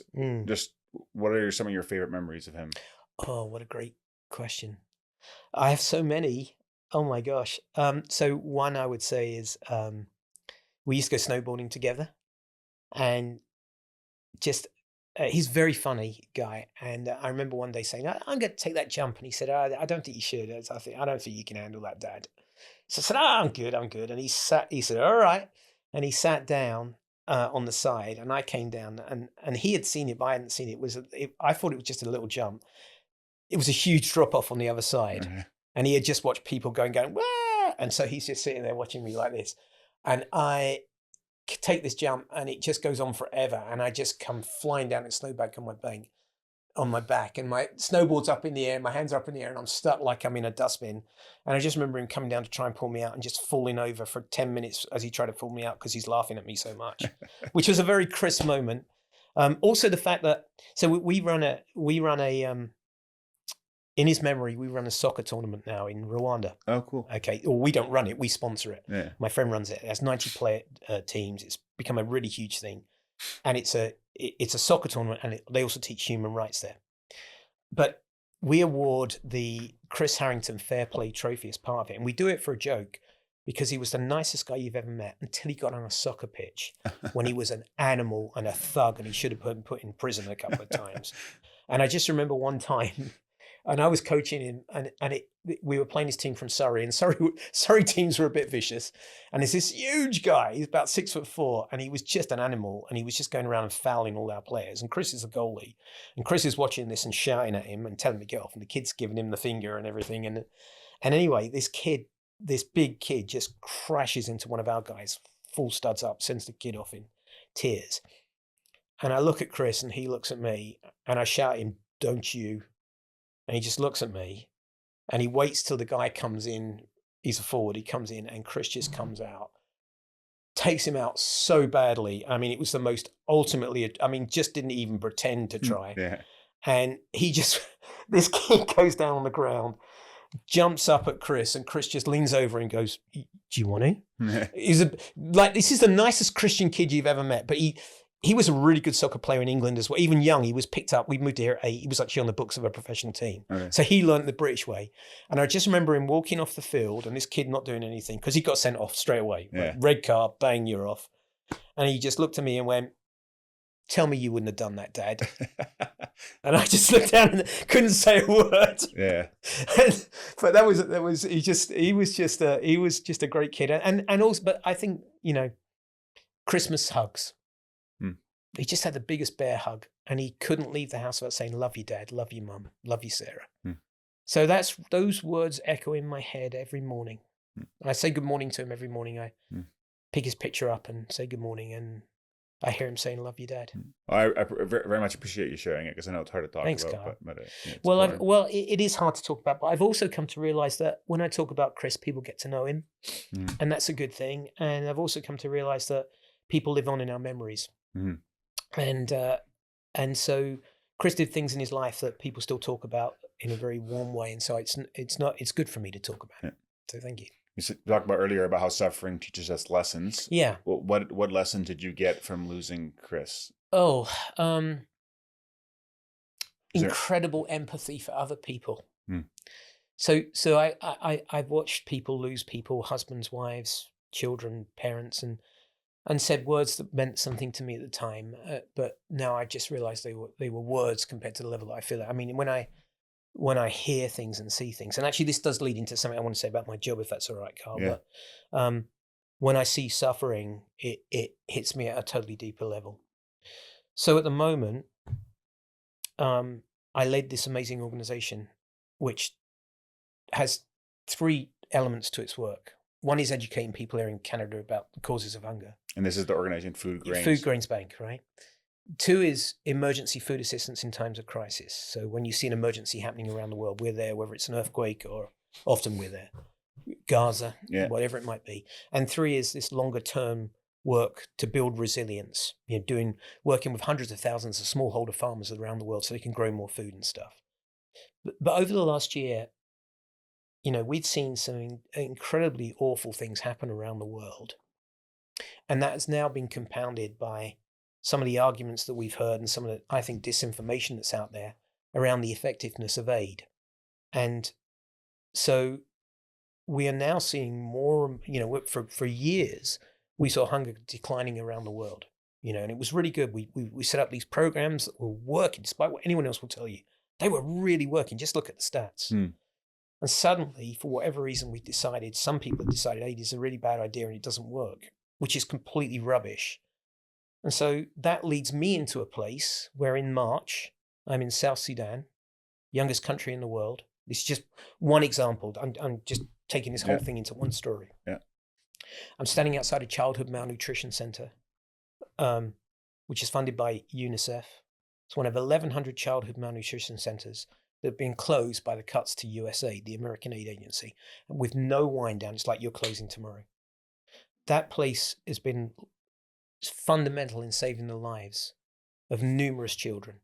And outside that tent, basically big tent, is me surrounded by a bunch of families saying, with emaciated children, trying to give me their children to save their lives.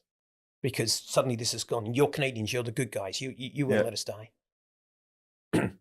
You're at this center. This was in March this year. Okay, yeah. Okay, 4 months ago, 3 months ago, 4 months ago.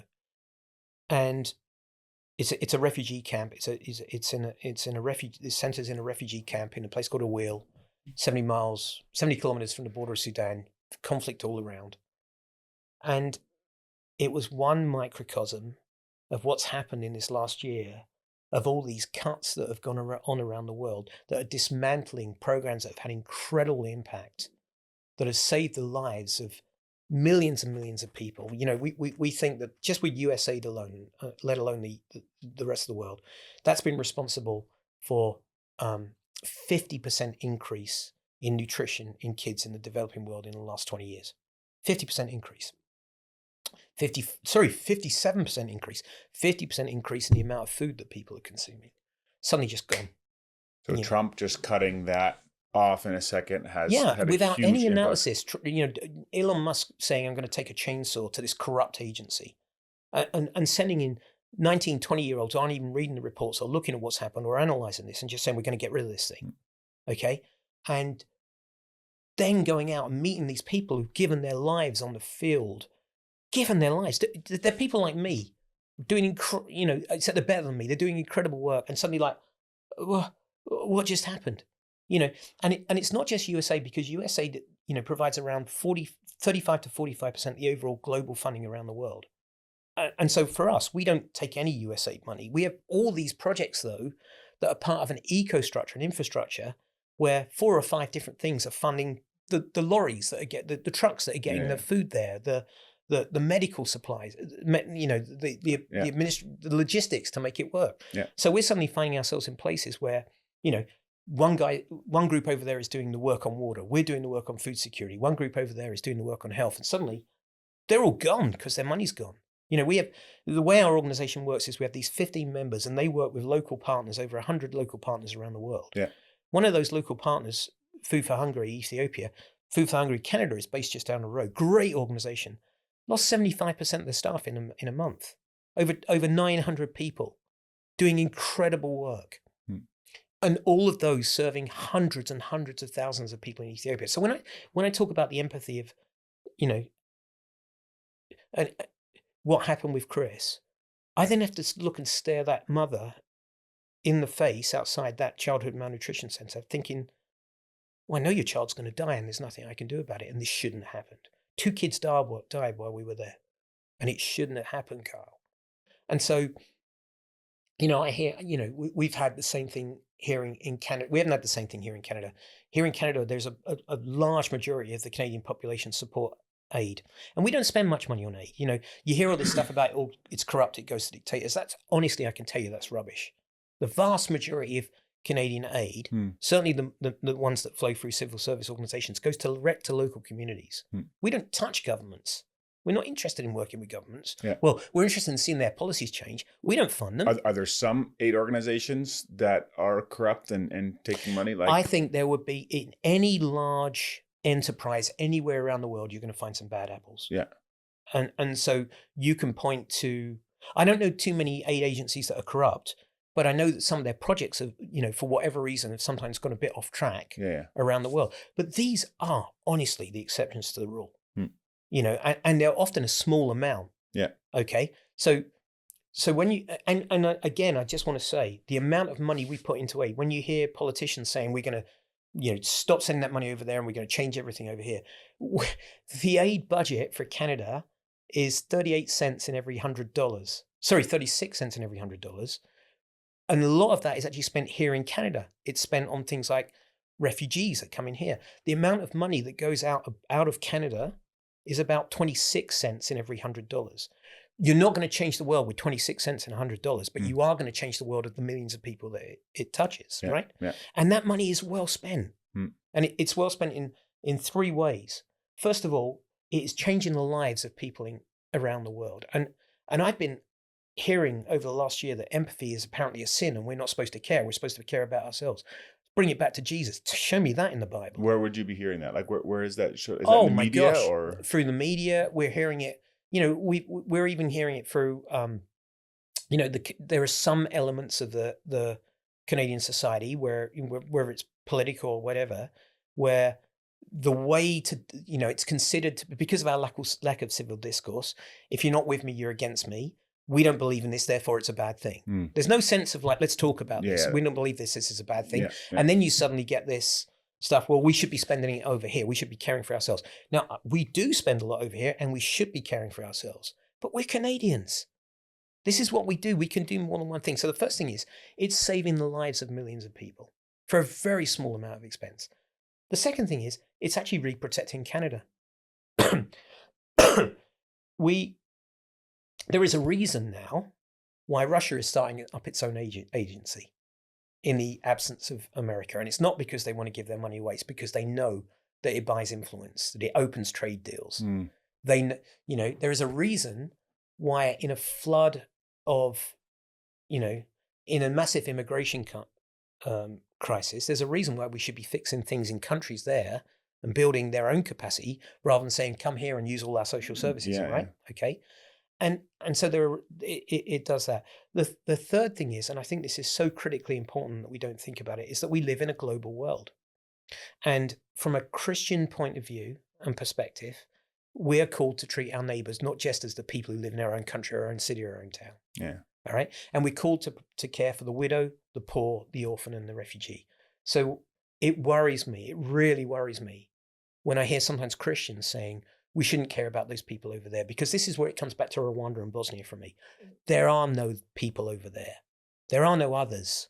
There's just us. That's right. And when you start to treat people as objects, like these people are a problem, it gives you permission to do things like genocides. Yes. Right? Now, there's a long path between saying you're different from me to a genocide, but there is actually a path. Makes me think of someone I heard filling in a form where you need to put in your race. Yeah. And so they wrote Adam's race. Right? Human beings, right? Yeah, well, Romeo Dallaire, I don't know if you know who he was. He was the commander of the UN forces in Bosnia, great Canadian. I've had the chance to meet him a couple of times. And one of the times I met him was in a group of other people. And he said this thing, and it's stuck in my mind. It's tattooed on my heart. All humans are human. No one is any more human than another. So that young mother I met in South Sudan could be any young mother here in Chilliwack. It's just an accident of birth. Yeah. All right. Those families that we see, the kids that were killed this week queuing up for water in Gaza, they're not terrorists. Yeah. They're human beings. And so I have a huge empathy for that group, but also the individuals that I meet. My job brings me into contact with individuals there, and I see the pain and pressure. And the stupid thing is, Carl, we could change this in a heartbeat. We don't need to be we have costed out that if we had the investments if we could get the investment in one go, it's been costed. This is about 4 years ago, so this will have gone up on inflation. But we reckon with a one-off investment of 36 billion, well targeted in a way that we could really challenge systems, we could end hunger around the world. Now, piecemeal, we're not spending that much, but we're piecemealing this stuff with one consecutive strategic input of that kind of money, inflation based on that, so maybe 50 billion now, we could end hunger. Now there's a lot of work in that, in terms of how we restructure agricultural systems and all the rest of it. There need to be a lot of people buying in, but it could be done. But I'll also tell you, even in the money that's being cut, there was an article on the 25th of June, so just recently, in the Lancet magazine, which is one of the most authoritative health magazines in the world, that says between now and 2030, 14 million more people will die as a result of the cuts that we're seeing at USAID alone. And it's not just USAID that's being cut. 14 million. 5.5 million will be children. Why do we let this happen? They shut that down, that organization, because it's corrupt. You think it'll that money will come back through new organizations? Say USAID. Yeah. So USAID wasn't corrupt. Okay, let's just get that clear. Okay. It was not anywhere near corrupt. It was a great organization that was untruths and disinformation, and all the information is out there if you want to do it. The whether it was Trump, Musk, or whatever, they put the label on it of a corrupt, distrustful organization. That is not true. Or there was bad apples in it that had a few things. There were. I'm not even sure there were bad apples in USAID. Some of the projects out there, occasional projects, went a bit south. But we're talking in the 0.1 percentile level. The vast majority of what USAID did was reform healthcare systems around the world, was end hunger, was do child nutrition. They were funding those childhood nutrition centers. I was standing outside. Okay, let's just end that myth. It was not a corrupt organization. And there are people who are working really hard they've tried to delete all the files. The administration tried to delete all the files so they didn't have to prove this. There are people who've managed to conserve those files and are starting to put out, this is the impact that we had. So the first thing I want to say is it wasn't a corrupt organization. Yeah. But to your point, we reckon about 35 to 45% of the funding around for aid has just disappeared like that. So it was no wide down. So I don't think that's coming back. What I think is going to have to happen for those of us who are in the field and for governments and everything, we're going to have to find a new way of doing this. And that's not a bad thing, all right? What I would have said, if Trump or Musk had asked my opinion, which they didn't, I'd have said, why don't you take some time to analyze and figure out how to do this better rather than taking a chainsaw to it because it looks cool on a stage. Overnight. Right? Yeah. Overnight. Yeah. Let's reset this. Let's change this. There's a lot of people really thinking through how to do it better. Proper way. Yeah. But you're going to kill people. And they would, I've heard Marco Rubio say no one's going to die. They're already dying. They're rubbish. Already dead, yeah. They're already dying. So that's what I would say is there's ways to do it better. There's always ways to do it better. So this is like really big, of course, government stuff that's happening. Yeah. For an average person listening, like me listening right now, besides, donating to your organization or other organization, what's important to know and what are some things that you can do?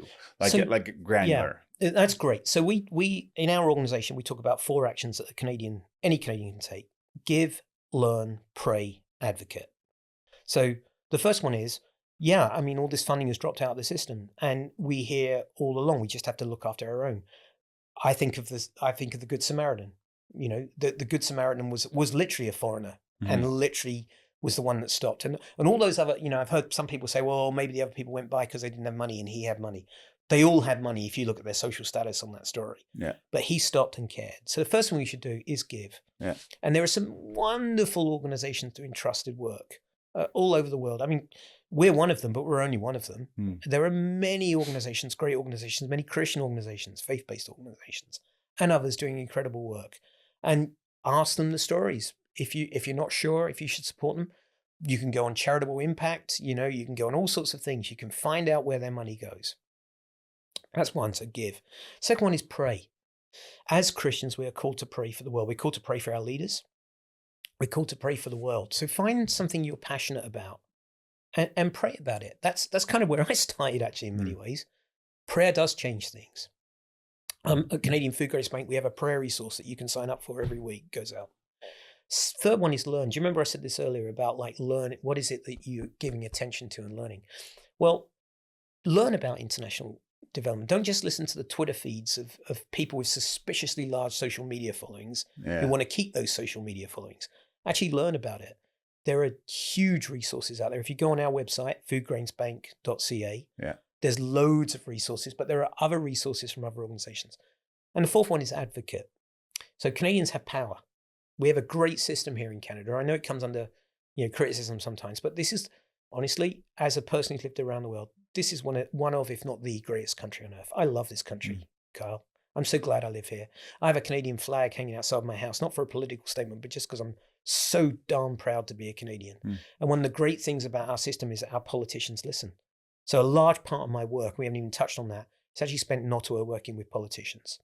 And I have learned that they do listen.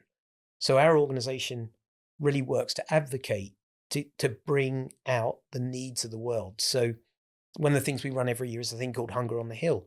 We take constituents to Ottawa to meet with their MPs, and we We help them, we train them on how to talk to MPs about hunger. Mm. So write to your MPs, talk to your MPs, call your MPs, your MLAs. Yeah. It makes a huge difference. So give, pray, learn, and advocate. Every Canadian can do those things. Every single one of us.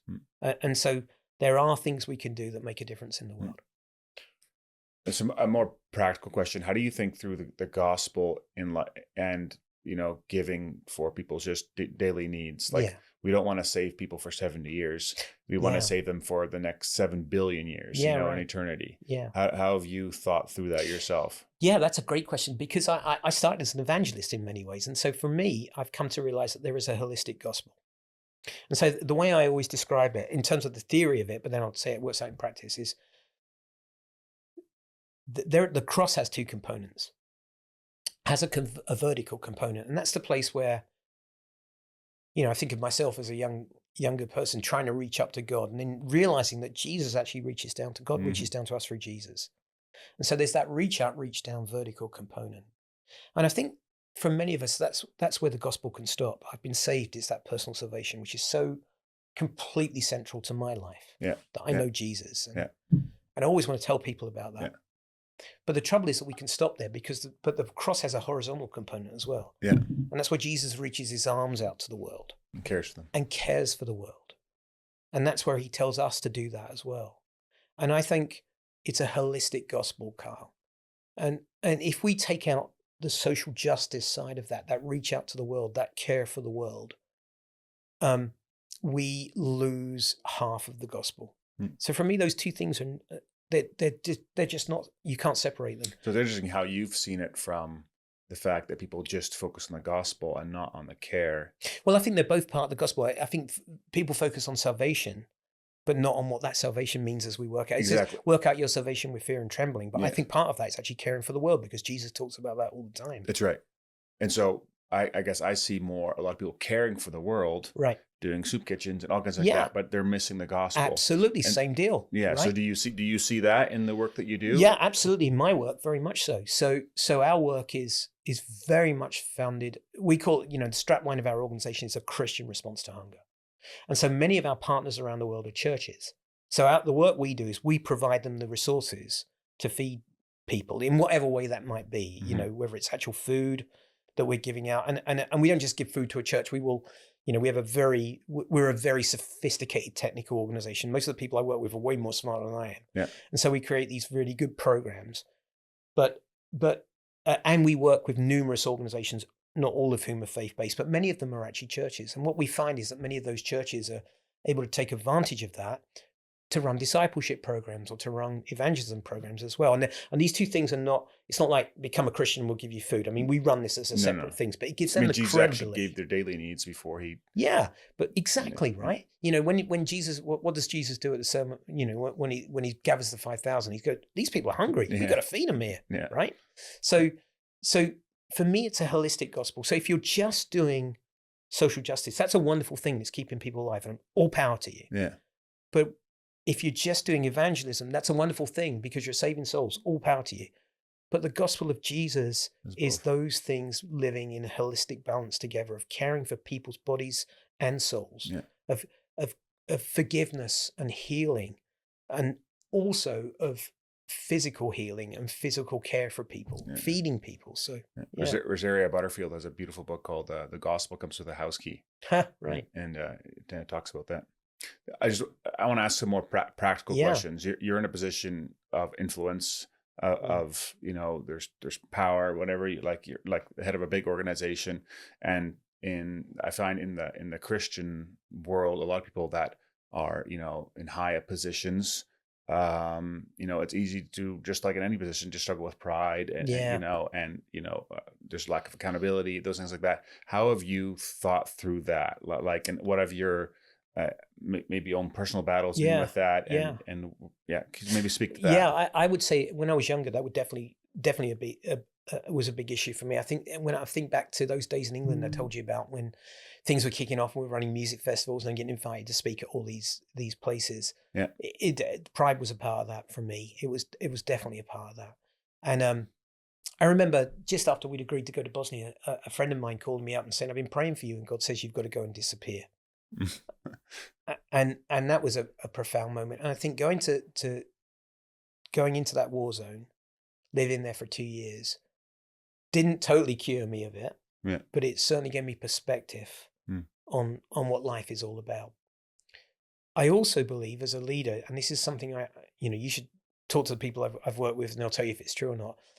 There's a book by Simon Sinek called Leaders Eat Last. Yeah. I don't know if you've come across that. Great book. I've always believed that. And so my belief is that, if you're clearing up the room, you need to be the last person clearing up the room. All right. If there's going to be some sacrifices, you're the first one to make the sacrifice. And so there's no doubt this particular job I have, it's a job that comes with some status. I'm also the co-chair of what's called the Humanitarian Coalition, which is the association of the largest aid agencies in the countries that the government works closely with in time of disaster. And so I spend a lot of time, as I mentioned, in Ottawa with ministers and various other people and doing media stuff. And I have to really keep a close check on myself. But I'll tell you something that does help on it. And I wouldn't say I'm perfect in it, but something that helps on it is that experience we went through with Chris. Mm. So as well as the time in Bosnia, and as well as going out and seeing the real suffering in the world, to have a moment like that says, what people think about me isn't actually that important. No. What's really important is making sure that some other parent doesn't have to go through this in a different way. Yeah. All right. So I would say pride is in all of us. And if I'm coming across as somebody who doesn't have any pride, that is not true. No, I'm not saying that, but I think it's just something in the Christian circles that doesn't get talked about a lot. Yeah, right? it's real though. I've seen it in senior leaders. I've seen it in senior pastors. I've seen it in organizational heads. I honestly believe, and I say this a lot to our staff, and they laugh at me, but I really believe it. I am literally the least important person in our organization. The people who are designing these incredible programs, the people that are going out and working with our supporters around Canada in farms, the people that are on the ground doing the work through our members' partners, those are incredible people. My job is just to make sure they've got what they need to do what they do. They're the heart of what we do. Yeah. Often we don't know what we don't know. Yeah. And you've been around the world and seen a lot of things. What do you think the Western church is blind to when you are, going to church here or stuff like that and knowing what you know? What do you think is something that people, are not seeing, and some lessons that you could share? I think I'll say two things. One is more recent development, but the first one I would say is the fact that how much we have. I don't think people realize just the incredible riches that we have. I mean, I really noticed that even coming from the UK when we first moved here. The incredible resources that churches have here, even the ones that would be lower down the pecking order, on a different planet from what you find in most churches in Europe, let alone places like Africa, right? Yeah. So I think the first one is recognizing that we've been given much, and to quote Uncle Ben from Spider-Man, with great power comes great responsibility. And I think we do have a responsibility to use that wealth wisely. And to use the resources that we have, the incredible training that our pastors get, the amazing ability for us to live in a democracy where our freedom to worship is not under threat. We have so much here. And so I think the first thing I would say is we don't realize how much we've got. And if we did, and that's one of the reasons why taking those kids to Rwanda was so important for them to realize, oh my gosh, look at where I live. And so as a church, with those resources, we need to work out how to use those resources widely. That would be the first thing I'd say. And the freedom that we have. And to stop the silly arguments that sometimes happen. I mean, I've got a master's in missiology and theology. Missiology is what? Missiology is the mission of God. So it's how do we work out all the things we talked about, Okay. all right? Yeah. So when we're talking about that holistic gospel, that's what I studied at my master's. How do we take, what does mission mean in our current context, right? So a part of that is theology, but it's more than that. It's how do we work theology out within mission? How do we tell people about God and live out that? And one of the things I learned very early in that is that there is no one correct theology. One of the great things about my organization is we have these 15 member agencies that represent 29 denominations around the country. from Catholics to Pentecostals to Alliance to Mennonites. There's not one that has it perfect. No, but they don't tell them that. No, but you see, they would admit that. See, sometimes in those meetings we have, we can get into a bit of a theological moment, and then it can go a bit off track, and then we always stop and say, "Here's the question: does God desire any human being in the world to be hungry? No. Well, let's focus on that, and we can bring ourselves together around that. I think there needs to be more of that in the world, less arguing around doctrine, and more understanding of the holistic mission of Christ, that God came down to earth in the shape of a human body to change this world, and we can all rally around that." Yeah. So that'd be the first thing. We have resources, and we argue too much, and we shouldn't. The second thing, and this is a worrying thing for me, is the trend over the last few years, and I think it's been very strong in America, but I've seen elements of it creeping into Canada, to equate our political views with the gospel. I do not see that in the Bible anywhere. And interestingly, that is a very North American phenomenon. It's starting to creep out because we're very influential. But practically, what is that? So you could talk about this thing called Christian nationalism, where our Christianity and our national pride and identity are wrapped up in one thing. And it's been very prevalent in certain sectors in the American church. And as to a degree, I would say it's influential here rather than widespread. Yeah. That is not in the gospel. That is not in the Bible. In fact, quite the opposite. I come from a country, as I say, I'm a very proud Canadian, but do have British roots. The British flavor of Christianity has generally been more left-wing. Here in North America, it's more right-wing. Doesn't mean everyone's right. Yeah. It just means that God works different things out in different parts of the world. Yeah. And so I think it's really important not to equate our faith with our national identity. God doesn't have, borders and boundaries, and politics are a human invention. That's right. All right. One of the things the astronauts will tell you when they go up to space is they look down on one globe and they don't see any lines on a map. All right. So anytime we are starting to think about how we phrase our faith within the context of our national identity, we're off on the wrong track there. So I think that's something I would want to warn the Canadian church about, and something that I think is deeply damaging elements of the American we're church. first citizens of God's kingdom. Exactly. And it was interesting. I heard a sermon yesterday about putting on the armor of God. Right. Ephesians, soldiers, we're soldiers in his army before we're ever soldiers, even in the Canadian army or the American army, like that's our first calling. I think we have to be very, very careful because what I'm seeing happen is that rather than that Christian identity impacting our national identity, it's the other way around. The national identity is impacting the Christian identity, and I think that's very, very concerning. And so that's when you start to have real misunderstandings about what the Bible's actually saying. Yeah, and that's when you can equate the policies of a country and try and turn it inside out to equate it with the gospel. There's not a lot of things I'm seeing in the Bible that actually equate to that. Yeah. So I think we have to be careful there. Yeah. Thank you for that. Lastly, lots of people listen to this, unbelievers and believers. So would you be willing to end this conversation with sharing the gospel? I absolutely would. And I'll share it from my experience of God. So we're all searching for something. We're all part of, wherever we're coming from, we're searching for something. And the way I look back on my early life is that I had this kind of God-shaped hole in my heart. I just didn't know what was filling it. And we try and fill it with all sorts of things. For me, it was soccer, actually. Then it was girls for a while, but I was trying to fill it with something. And it wasn't until I realized that I was created, that I found that I had something to believe, that someone that believed in me. And it wasn't until I realized that there was a God, that he did love me, that he did care about me, and that he made sense of the world. It wasn't until I realized that the world made sense to me.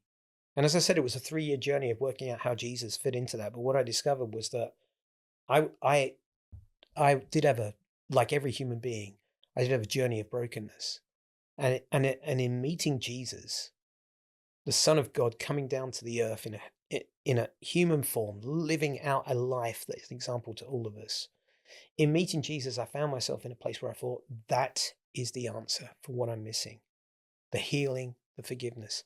So if you are searching for something at the moment, if you're trying to figure out what it is that's missing in your life, the thing I found that's made a difference in my life, that has completely and utterly changed me, It's coming into a relationship with Jesus, but not just stopping there, then working out how does that figure out in the way I live in the world. So it provided, meeting Jesus provided huge healing, forgiveness, and eternal life. But it also gave me a life that was worth living, life in all fullness in John 10:10. And that for me has been worked out in my work. It's also worked out in the way I try and be with my friends, in the conversations I have with you, Carl, and people like you, and in the way that we are in the world. There is a God. He does love us. He proved that in making the ultimate sacrifice. I have found that to be true. Try it. Awesome. Andy, thank you very much for sharing today. It's been great chatting with you. It's been a privilege, Carl. Thank you. Yeah. If you enjoyed today's podcast, share it with friends and family on Facebook. If you give it a like and a share, or give it a rating, that goes a long way. Really appreciate you listening, and I'll see you next time.